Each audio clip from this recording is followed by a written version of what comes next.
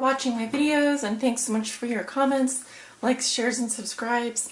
This month I'm doing things a little bit differently. I'm going to be giving you guys a bi-weekly love forecast twice in October instead of the long format love forecast that I usually do. Changing it up a little bit, need a little bit of change in my life. So for your reading today, I am going to be using the Thelema Tarot deck. I will be clarifying with the Chicoli Tarot Mini and then pulling a guidance message for you guys at the end of the reading from the Wisdom of the Hidden Realms Oracle cards. If you would like to get a mini Lenormand love reading, I have those over on my Patreon. Those are going to be featured right around the mid-month mark. But you guys will be getting free love forecasts from me twice this month. They will be bi-weekly love readings. So stay tuned, and thanks so much for watching. Hi Aries, welcome. This is your bi-weekly tarot reading from October 1st through the 15th for all Aries suns, moons, risings, and those on the cusp. I hope you guys are all doing well today. Alright Aries, let's see what's going on for you with regards to your love lives from October 1st through the 15th for all Aries suns, moons, risings, and those on the cusp. What do they need to know, Spirit? What are the messages and energies surrounding Aries with regards to their love lives? All Aries suns, moons, risings, and those on the cusp.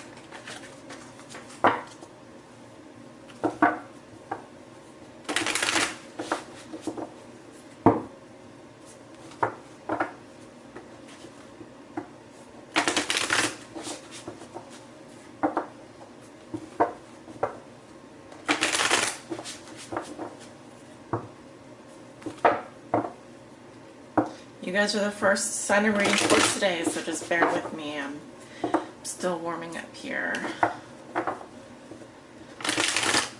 And let's do one more for Aries. October 1st through the 15th. What's going on for Aries with regards to their love lives? October 1st through the 15th. Alright, we put your significator. What is challenging you? What is a challenge for you? The root of the situation. What is crowning you? Sorry, these cards are all mixed up here. Let's get them all straightened out. Okay. Recent past, near future. This card will be what's going on closer to the 15th, like towards the middle of October. Alright, just to clarify that. Alright, at the bottom of the deck, we have the Knight of Pentacles. Some of you dealing with an earth sign, Virgo, Taurus, Capricorn, or this is someone who's making a loyal offer, an offer of loyalty. This could also represent a secret admirer because the Knight of Pentacles is not very fast moving. He's someone who's more practical. I'd say he would probably offer you he'd probably want to become friends first before anything, and then he would like to win your heart. He or she would win your heart over by, for example, helping you to do things like take care of your plants or fix your car, or I don't know. He's more of a practical, day-to-day kind of love. I guess I would put it that way. We have the Knight of Pentacles below that, so this is someone who enjoys their freedom, enjoys their independence, they're hardworking, they like, obviously, things that they can touch and feel, material. I would say the Knight of Pentacles is particularly materialistic. They're more of a get their hands dirty type of person. Alright, so some of you are going to experience an offer this month, or at least the first part of October, the 1st through the 15th. And I'm also seeing someone who is very independent, very hardworking, and I do feel like there's quiet emotions there. Alright, there are quiet emotions. Alright, so you may have a secret admirer, or you may be the secret admirer who has feelings for someone, but you're not going to just come right out and say it. Alright, so let's take a look at your cards. Seven of Pentacles. Challenge. Ooh, the Three of Swords, but it's in reverse. What comes below you? We have the Chariot in reverse. What comes above you? Can you guys see this? The Ace of Pentacles. Sorry, my camera's not mixed up here. Let's get it straightened out. let's get it straightened out. All right, the Ace of Pentacles is reversed. You do have a lot of Pentacles energy. Recent past, the Knight of Wands reversed. Near future, we have the Eight of Swords reversed. I'm probably going to clarify definitely this Knight of Wands energy, and we'll see what else is going on here. But so you do walk into October with the Seven of Pentacles. So this, this is that Earth energy, and I feel that some of you are taking kind of a wait and see approach. I feel like for the majority, well, for a few of you at least, I was going to say the majority of you, but it just depends on your situation. You feel that you have gained in some situation, but you're waiting, you're taking you're weighing the pros and cons of something because you're not quite sure if this situation is going to bear fruit. I mean, it has in the past, but you're kind of just looking at it and taking stock. That's kind of the feeling that I have. So it could be a period of, the beginning of October could be a period of evaluation for you wherever you are in your love life, whether you're single, whether you're partnered, or you're looking. Because the Seven of Pentacles, I wouldn't say isn't necessarily a romantic energy. It's more of a very practical, like I said, wait and see. You're kind of weighing the pros and cons of someone or something. You could be dealing with an earth sign because there is a lot of earth energy coming up here for some reason. Earth signs again are Virgo, Taurus, Capricorn, and see, your challenge is the Three of Swords in reverse. So this is telling me that you're trying to get out of the memory of a painful love triangle.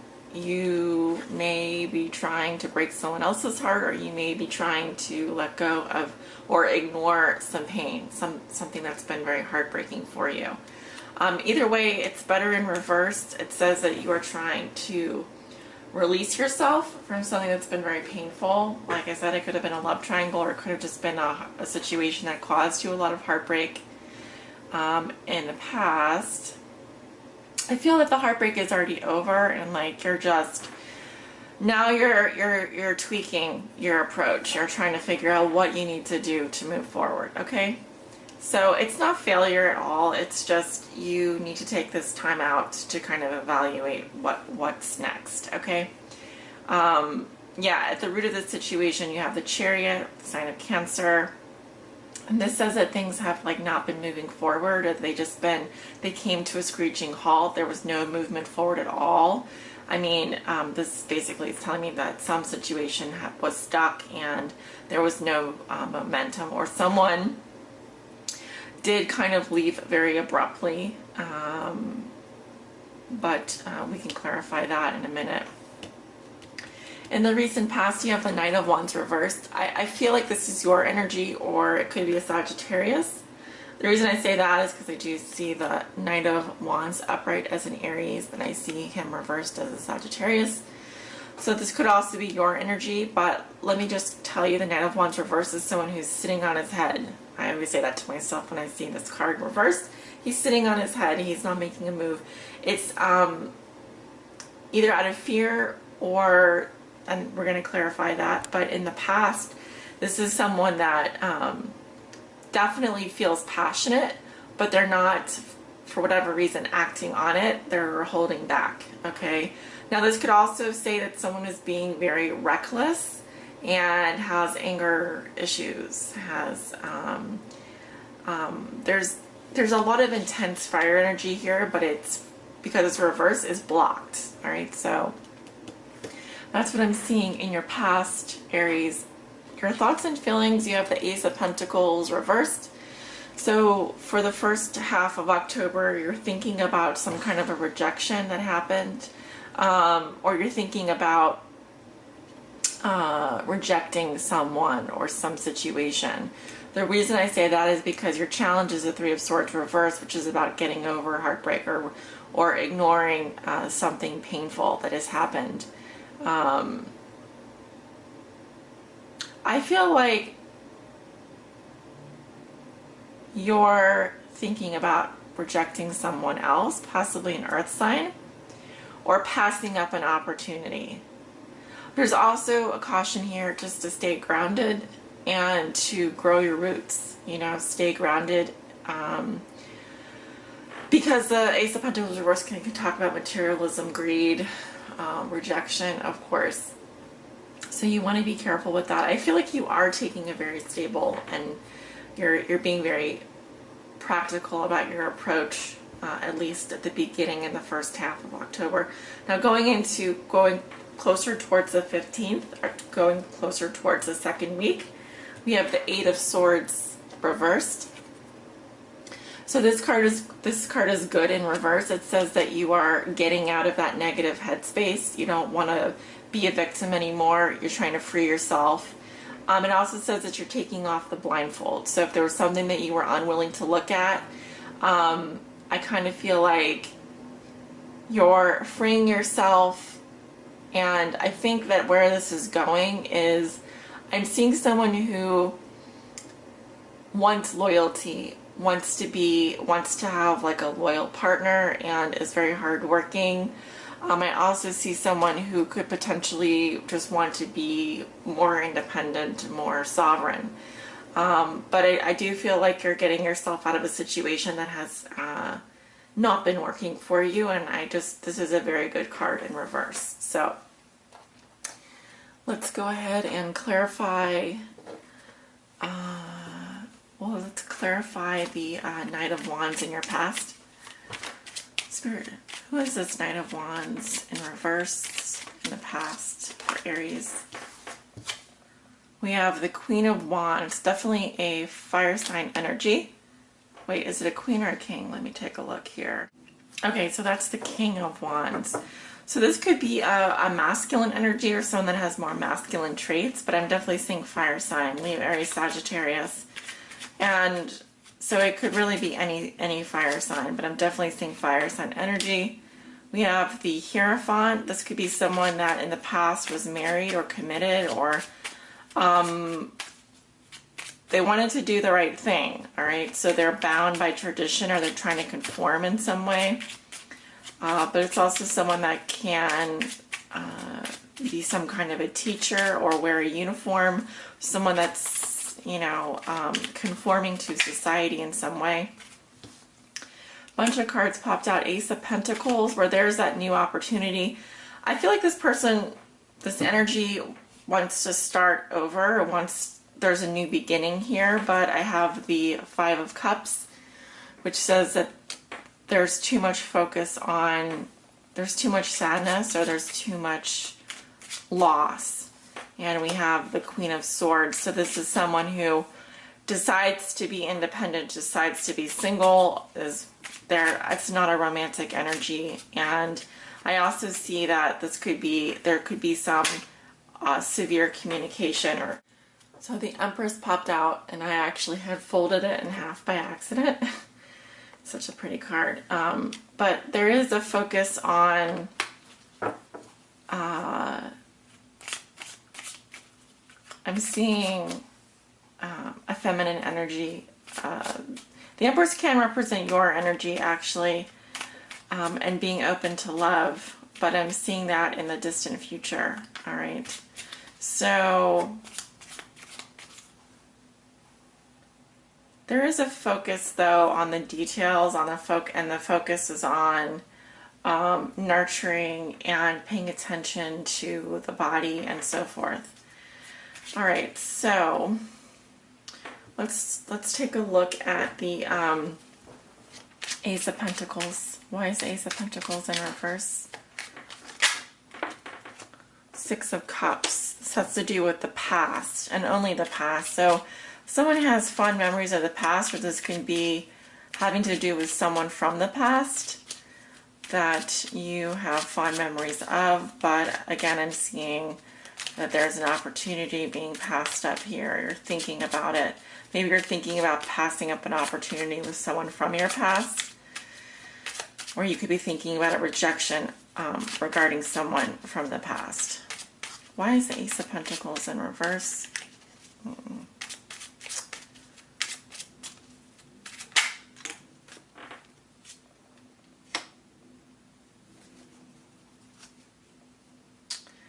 So this is the Wheel of Fortune here. And this is just saying that things are taking their course. There is change afoot, I would say. But you're thinking about moving on your path, which is your destiny. But I feel like, you know, with this card, it's just saying that things are changing the way that they are. They're not going to stay the same. And we have the Eight of Pentacles, which is, it's more about intense study, intense focus. I'm seeing someone who is thinking about commitment. They're thinking about putting the work into something.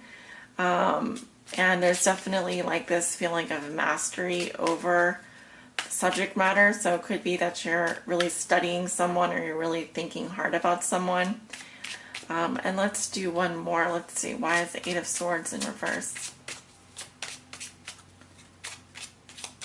Why is the Eight of Swords in reverse in Aries future?